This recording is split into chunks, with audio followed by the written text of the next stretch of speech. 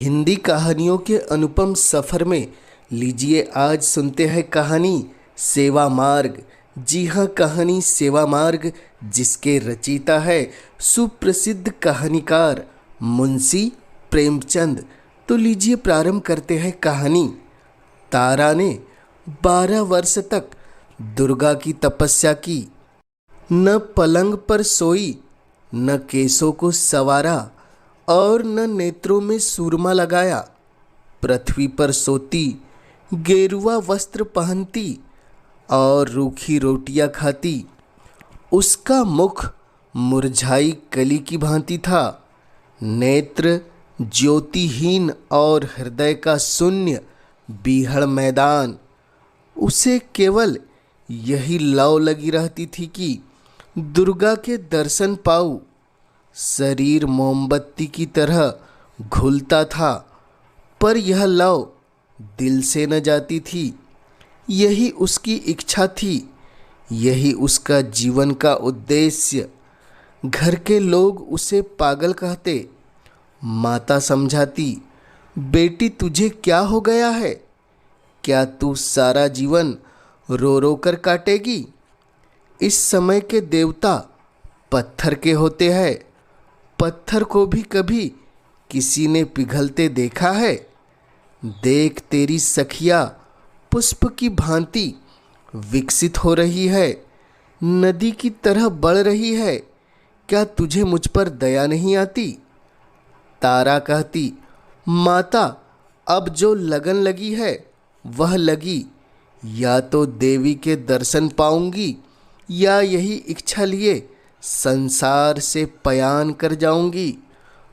तुम समझ लो मैं मर गई। इस प्रकार से पूरे 12 वर्ष व्यतीत हो गए।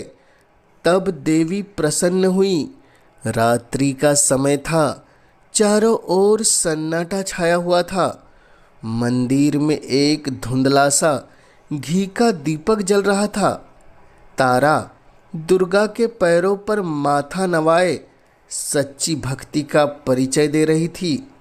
एकाएक उस पाषाण मूर्ति देवी के तन में स्फूर्ति प्रकट हुई। तारा के रोंगटे खड़े हो गए। वह धुंधला दीपक देदीप्यमान हो गया। मंदिर में चित्ताकर्षक सुगंध फैल गई और वायु में सजीवता प्रतीत होने लगी। देवी का उज्जवल रूप पूर्ण चंद्रमा की भांति चमकने लगा। ज्योतिहीन नेत्र जगमगा उठे, होठ खुल गए। आवाज आई, तारा मैं तुमसे प्रसन्न हूँ, मांग क्या वर मांगती है? तारा खड़ी हो गई।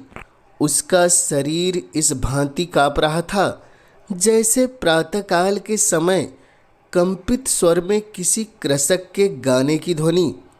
उसे मालूम हो रहा था मानो वह वायु में उड़ी जा रही है। उसे अपने हृदय के उच्च विचार, पूर्ण प्रकाश का आभास हो रहा था।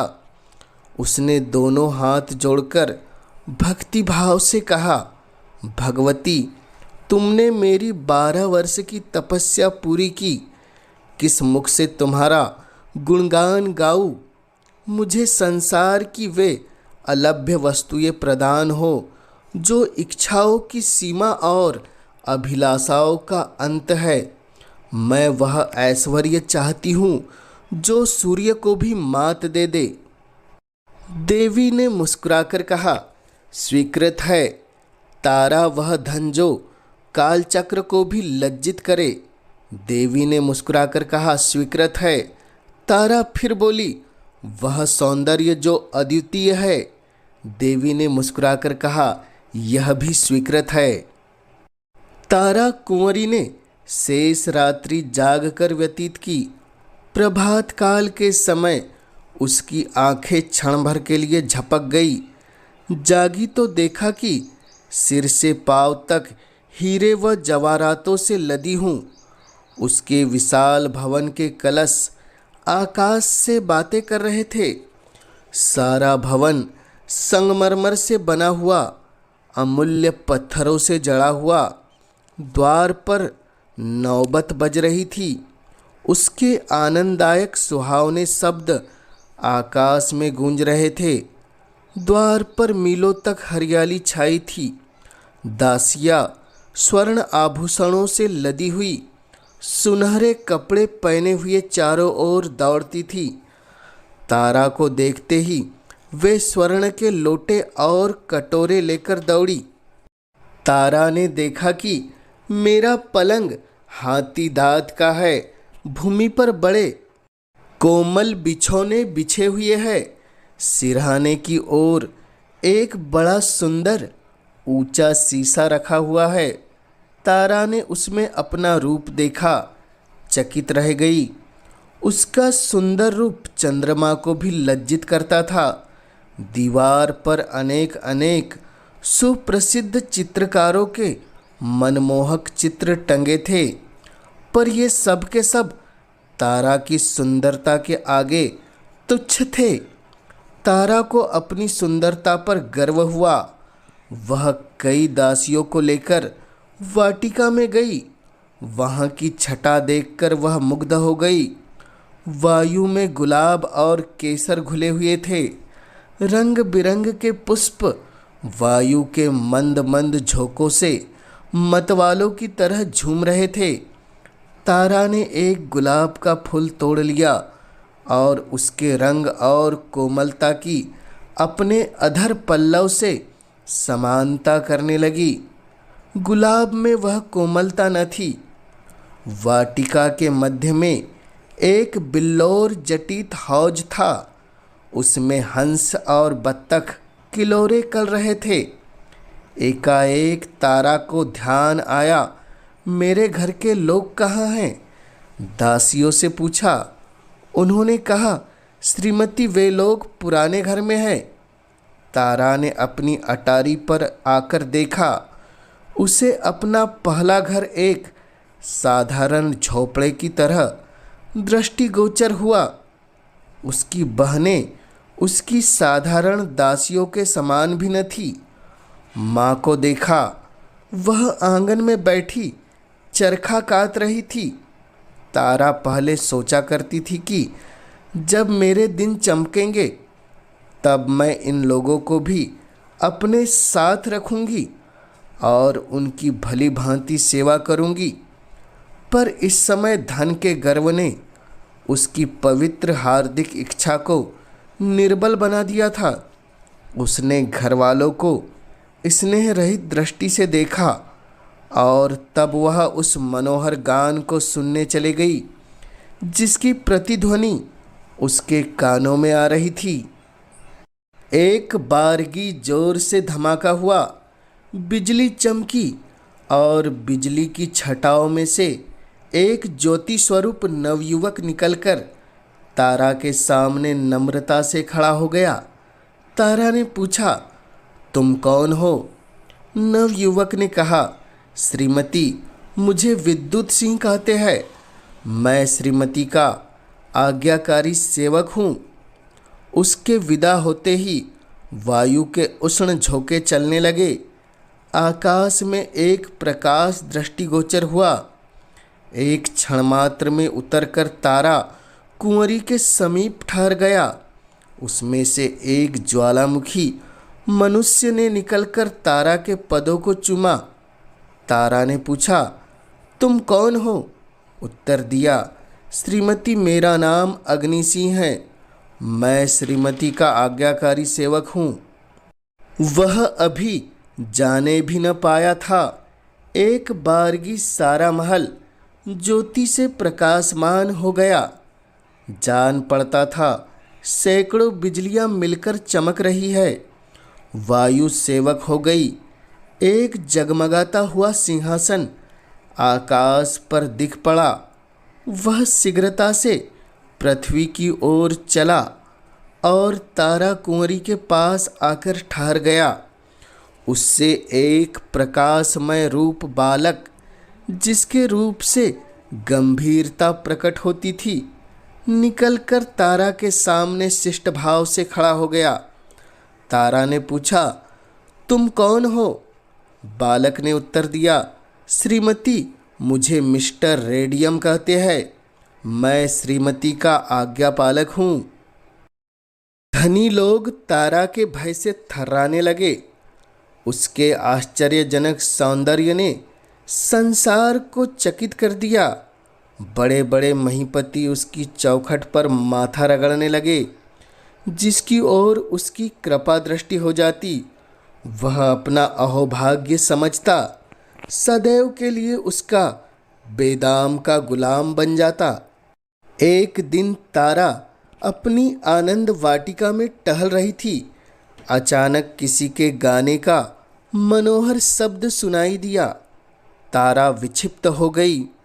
उसके दरबार में संसार के अच्छे अच्छे गवैये मौजूद थे, पर वह चित्ताकर्षकता जो इन सुरों में थी कभी अवगत नहीं हुई। तारा ने गायक को बुला भेजा। एक क्षण के अंतर में वाटिका में एक साधु आया। सिर पर जटाए, शरीर में भस्म रमाए। उसके साथ एक टूटा हुआ बीन था। उसी से वह प्रभावशाली स्वर निकालता, जो हृदय के अनुरक्त स्वरों से कहीं प्रिय था। साधु आकर हौज के किनारे बैठ गया। उसने तारा के सामने शिष्ट भाव नहीं दिखलाया, आश्चर्य से इधर उधर दृष्टि नहीं डाली। उस रमणीय स्थान पर वह अपना सिर अलापने लगा। तारा का चित्त विचलित हो उठा। दिल में अपार अनुराग का संचार हुआ। उस साधु के मदमत्त स्वर से तारा मदहोश हो चुकी थी। मधुर आलाप से उसके साथ सारी पक्षी भी मग्न हो गए। पानी में लहरें उठने लगी, वृक्ष झूमने लगे। तारा ने उस चित्ताकर्षक सुरों से एक चित्र खींचते हुए देखा। धीरे धीरे चित्र प्रकट होने लगा। उसमें स्फूर्ति आई और तब वह खड़ी होकर नृत्य करने लगी। तारा चौंक पड़ी। उसने देखा कि यह मेरा ही चित्र है। नहीं, मैं ही हूँ। मैं ही बीन की तान पर नृत्य कर रही हूँ। उसे आश्चर्य हुआ कि मैं संसार की अलभ्य वस्तुओं की रानी हूँ, अथवा एक स्वर चित्र। वह सिर धुनने लगी और मतवाली होकर साधु के पैरों में जा लगी। उसकी दृष्टि में एक आश्चर्यजनक परिवर्तन हो गया। सामने के फले फूले वृक्ष और तरंगे मारते हुए हौज और मनोहर कुंज सब लोप हो गए। केवल वही साधु बैठा बीन बजा रहा था और वह स्वयं उसकी तालों पर थिरक रही थी। वह साधु अब प्रकाश में तारा और अलौकिक सौंदर्य की मूर्ति बन गया था। जब मधुर आलाप बंद हुआ, तब तारा होश में आई। उसका चित्त हाथ से जा चुका था। वह उस विलक्षण साधु के हाथों बिक चुकी थी। तारा बोली, स्वामी जी, यह महल, यह धन, यह सुख और सौंदर्य सब आपके चरण कमल पर न्यौछावर है। इस अंधेरे महल को अपने कोमल चरणों से प्रकाशमान कीजिए। साधु बोले, साधुओं को महल और धन का क्या काम? मैं इस घर में नहीं ठहर सकता। तारा बोली, संसार के सारे सुख आपके लिए उपस्थित है। साधु बोला, मुझे सुखों की कामना नहीं। तारा बोली, मैं आजीवन आपकी दासी रहूंगी। यह कहकर तारा ने आईने में अपने अलौकिक सौंदर्य की छटा देखी और उसकी नेत्रों में चंचलता आ गई। साधु बोला, नहीं तारा कुंवरी, मैं इस योग्य नहीं हूँ। यह कहकर साधु ने बीन उठाया और द्वार की ओर चला। तारा का गर्व टूक टूक हो गया। लज्जा से सिर झुक गया। वह मूर्छित होकर भूमि पर गिर पड़ी। मन में सोचा, मैं धन में, ऐश्वर्य में, सौंदर्य में जो अपनी समता नहीं रखती, एक साधु की दृष्टि में इतनी तुच्छ। तारा को अब किसी प्रकार चैन नहीं था। उसे अपना भवन ऐश्वर्य भयानक मालूम होने लगा। बस साधु का एक चंद्र स्वरूप उसकी आंखों में नाच रहा था और उसका स्वर्गीय गान कानों में गूंज रहा था। उसने अपनी गुप्तचरों को बुलाया और साधु का पता लगाने की आज्ञा दी। बहुत छानबीन के पश्चात उसकी कुटी का पता लगा। तारा नित्य प्रति वायुयान पर बैठकर साधु के पास जाती, कभी उस पर लाल जवाहरात लुटाती, कभी रत्न और आभूषण की छटा दिखाती, पर साधु इससे तनिक भी विचलित न हुआ। तारा के मायाजाल का उस पर कुछ भी असर न हुआ। तब तारा कुंवरी फिर दुर्गा के मंदिर में गई और देवी के चरणों पर सिर रखकर बोली, माता, तुमने मुझे संसार के सारे दुर्लभ पदार्थ प्रदान किए। मैंने समझा था कि ऐश्वर्य में संसार का दास बना लेने की शक्ति है, पर मुझे अब ज्ञान हुआ कि प्रेम पर ऐश्वर्य, सौंदर्य और वैभव का कुछ भी अधिकार नहीं। अब एक बार मुझ पर फिर वही कृपा दृष्टि हो। कुछ ऐसा कीजिए कि जिस निष्ठुर के प्रेम में मैं मरी जा रही हूँ, उसे भी मुझे देखे बिना चैन न आए, उसकी आँखों में भी नींद हराम हो जाए, वह भी मेरे प्रेम मद में चूर हो जाए। देवी के होंठ खुले, वह मुस्कुराई, उसके अधर पल्लव विकसित हुए। बोली, सुनाई दी तारा, मैं संसार के सारे पदार्थ प्रदान कर सकती हूँ, पर स्वर्ग सुख मेरी शक्ति के बाहर का है। प्रेम स्वर्ग सुख का मूल है। तारा बोली, माता, संसार के सारे ऐश्वर्य मुझे जंजाल जान पड़ते हैं। बताइए, मैं अपने प्रियतम को कैसे पाऊंगी? देवी बोली, उसका एक ही मार्ग है, पर है बहुत कठिन। भला तुम उस पर चल सकोगी? तारा बोली, वह कितना ही कठिन क्यों न हो, मैं उस मार्ग का अवलंबन अवश्य करूंगी। देवी बोली, अच्छा तो सुनो, वह सेवा मार्ग है। सेवा करो, प्रेम सेवा ही से मिल सकता है। तारा ने अपने बहुमूल्य आभूषणों और रंगीन वस्त्रों को उतार दिया, दासियों से विदा हुई, राजभवन को त्याग दिया, अकेले नंगे पैर साधु की कुटी में चली आई और सेवा मार्ग का अवलंबन किया। वह कुछ रात रहे उठती, कुटी में झाड़ू देती, साधु के लिए गंगा से जल लाती, जंगलों से पुष्प चुनती। साधु नींद में होते तो वह उन्हें पंखा झलती, जंगली फूल तोड़ लाती और केले के पत्तल बनाकर साधु के सम्मुख रखती। साधु नदी में स्नान करने जाया करते थे। तारा रास्ते के कंकड़ चुनती। उसने कुटी के चारों ओर पुष्प लगाए, गंगा से पानी लाकर सींचती, उन्हें हरा भरा देखकर प्रसन्न होती। उसने मदार की रुई बटोरी, साधु के लिए नर्म गद्दे तैयार किए। अब और कोई कामना न थी। सेवा स्वयं अपना पुरस्कार और फल थी। तारा को कई दिन उपवास करना पड़ता था। हाथों में गड्ढे पड़ गए, पैर कांटों से छलनी हो गए, धूप से कोमल गात मुरझा गया, पर उसके हृदय में अब स्वार्थ और गर्व का शासन न था। वहाँ अब प्रेम का राज था। वहाँ अब उस सेवा की लगन थी जिससे कुलुस्ता की जगह आनंद का स्रोत बहता है और कांटे पुष्प बन जाते हैं।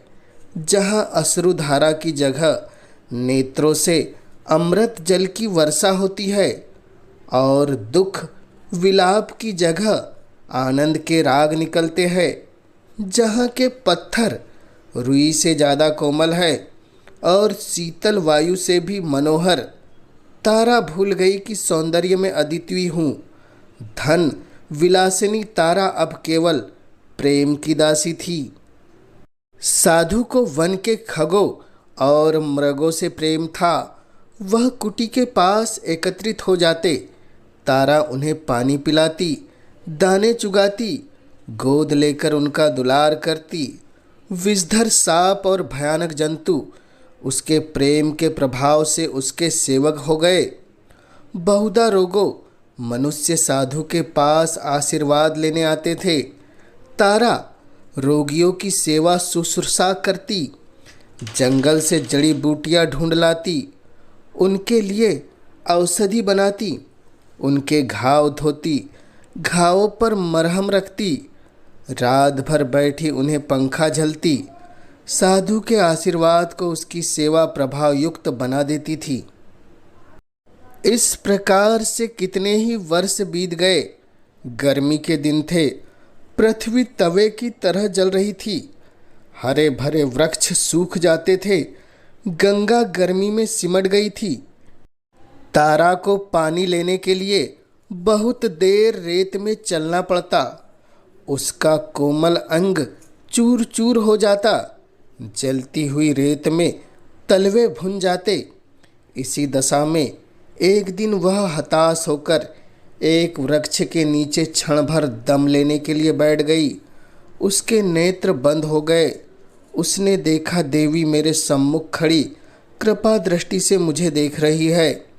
तारा ने दौड़कर उनके पदों को चूमा। देवी ने पूछा, तारा तेरी अभिलाषा पूरी हुई? तारा बोली, हाँ माता, मेरी अभिलाषा पूरी हुई। देवी बोली, तुझे प्रेम मिल गया? तारा बोली, नहीं माता, मुझे उससे भी उत्तम पदार्थ मिल गया। मुझे प्रेम के हीरे के बदले सेवा का पारस मिल गया। मुझे ज्ञान हुआ कि प्रेम सेवा का चाकर है। सेवा के सामने सिर झुकाकर अब मैं प्रेम भिक्षा नहीं चाहती। अब मुझे किसी दूसरे सुख की अभिलाषा नहीं। सेवा ने मुझे प्रेम, आदर, सुख सबसे निवृत्त कर दिया। देवी इस बार मुस्कुराई नहीं। उसने तारा को हृदय से लगाया और दृष्टि से ओझल हो गई। संध्या का समय था। आकाश में तारे ऐसे चमकते थे जैसे कोमल कमल पर पानी की बूंदें। वायु में चित्त आकर्षक शीतलता आ गई थी। तारा एक वृक्ष के नीचे खड़ी चिड़ियों को दाना चुगाती थी कि एकाएक साधु ने आकर उसके चरणों पर सिर झुकाया और बोला, तारा, तुमने मुझे जीत लिया है। तुम्हारा ऐश्वर्य, धन और सौंदर्य जो कुछ न कर सका वह तुम्हारी सेवा ने कर दिखाया। तुमने मुझे अपने प्रेम में आसक्त कर लिया। अब मैं तुम्हारा दास हूँ। बोलो, तुम मुझसे क्या चाहती हो? तुम्हारे संकेत पर अब मैं अपना योग और वैराग्य सब कुछ न्यौछावर कर देने के लिए प्रस्तुत हूँ। तारा बोली, स्वामी जी, मुझे अब कोई इच्छा नहीं। मैं केवल सेवा की आज्ञा चाहती हूँ। साधु बोला, मैं दिखा दूंगा कि योग साध की भी मनुष्य का हृदय निर्जीव नहीं होता। मैं भौरे के सदृश तुम्हारे सौंदर्य पर मंडराऊंगा। पपीहे की तरह तुम्हारे प्रेम की रट लगाऊंगा। हम दोनों प्रेम की नौका पर ऐश्वर्य और वैभव नदी की सैर करेंगे। प्रेम कुंज में बैठकर प्रेम चर्चा करेंगे और आनंद के मनोहर राग गाएंगे। तारा ने कहा, स्वामी जी, सेवा मार्ग पर चलकर मैं अब अभिलाषाओं से पूरी हो गई। अब हृदय में और कोई इच्छा शेष नहीं। साधु ने इन शब्दों को सुना, तारा के चरणों पर माथा नवाया और गंगा की ओर चल दिया। तो यह थी कहानी सेवा मार्ग। आपको कैसी लगी हमें कमेंट्स के माध्यम से ज़रूर बतलाएं। और इस चैनल पर पहली बार आए हैं तो इस चैनल को ज़रूर कर दे सब्सक्राइब, ताकि आप तक ऐसी रोचक कहानियाँ और किस्से सबसे पहले पहुँच सके। इस कहानी के माध्यम से इस चैनल पर बने रहने के लिए आपका पूरे दिल से धन्यवाद।